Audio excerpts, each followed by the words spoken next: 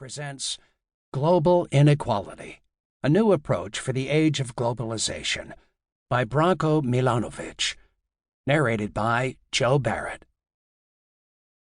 Publisher's note: this audiobook is packaged with bonus material, which has been included on the first audio and MP3 CD.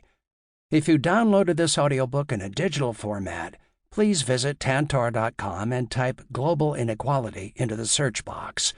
Follow the link to the book's page, then click on PDF Extra 1. When prompted, enter the access code INCOME to access the bonus material. Introduction. This is a book about global inequality. Throughout the book, I look at both income inequality and political issues related to inequality from a global perspective. Because the world is not united under a single government, however, we cannot dispense with the need to look at individual nation-states. On the contrary, many global issues are played out politically at the level of the nation-state. Thus, greater openness, commercial interchange between individuals from different countries, will have political consequences not at some imaginary worldwide level, but within actual countries where the people who are affected by trade live. As a consequence of globalization, for example, Chinese workers might ask for free trade union rights from their government, and U.S. workers might ask for protective duties from their government. Although individual nation-state economies are important, and almost all political action takes place at this level, globalization is an ever stronger force, affecting everything from our income levels, our employment prospects, and the extent of our knowledge and information, to the costs of the goods we buy daily and the availability of fresh fruit in the middle of winter. Globalization also introduces new rules of the game through the nascent process of global governance, whether through the World Trade Organization, limits on CO2 emissions, or crackdowns on international tax evasion. It is therefore time to look at income inequality not as a national phenomenon only, as has been done for the past century, but as a global one.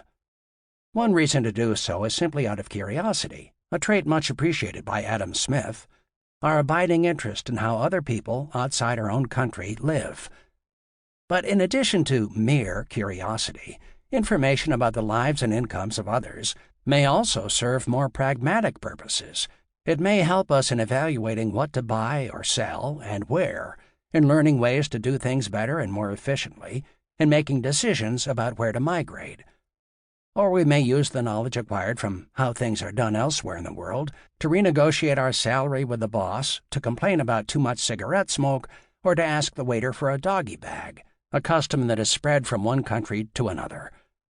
A second reason to focus on global inequality is that we now have the ability to do so. In the past decade or so, the data required to assess and compare income levels of all individuals in the world have become available for the first time in human history.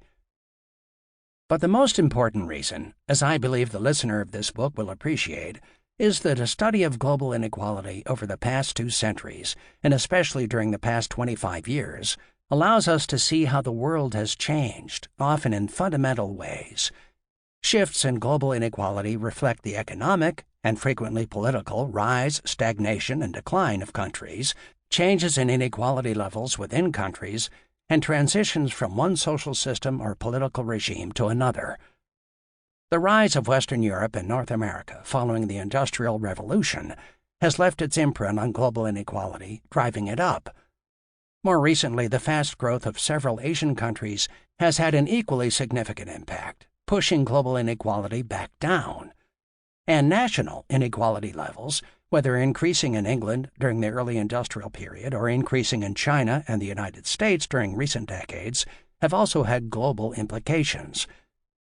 Reading about global inequality is nothing less than reading about the economic history of the world.